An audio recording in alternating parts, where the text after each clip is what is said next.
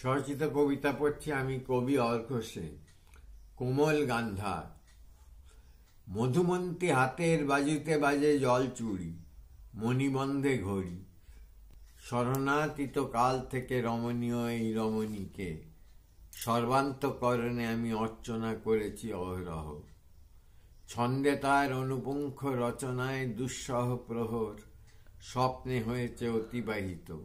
শোকাভিভূতের মতো কাটিয়েছি বেলা। প্রস্তর মূর্তির মতো, ভাস্কর্যের মতো তার রক্ত মেদ শ্বেদ আকণ্ঠ করেছি পান অমৃত সমান। কথোপকথনে যদি যৎসামান্য প্রগল্ভতা ধরা পড়ে, তাই নিজেকে সরিয়ে রাখি দূরে অন্তঃপুরে। একদিন ধরা দেবে আশায় দুরাশায় ফুল সেজে ফুটিয়েছি গোলাপ। প্রলাপ বকেছি কত চন্দ্রাহত। সে আসেনি, জানি সে আসবে না, শুধু আমাকে শুধোতে হবে জীবনের দেনা। নমস্কার। স্বরচিত কবিতা পড়ছি আমি, কবি অর্ঘ্য সেন। অবিকল কিংবদন্তি।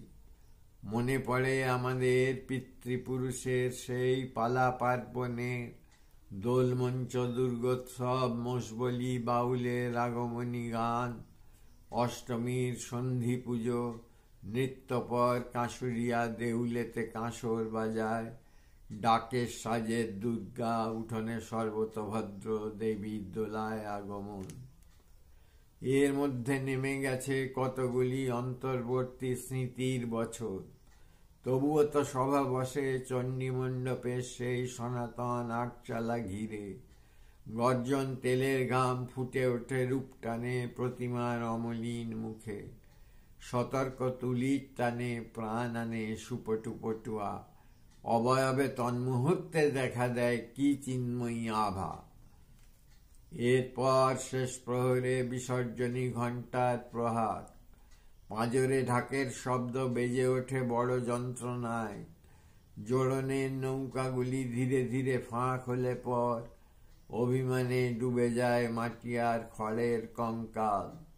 কুমারটুলির শিল্পে চিড় ধরে যায় আসরি। গভীর গঙ্গার বুকে সুচারু শোলার শিল্প ইতস্তত আন্দোলনে ভাসে।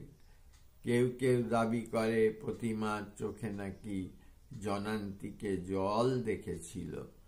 নমস্কার।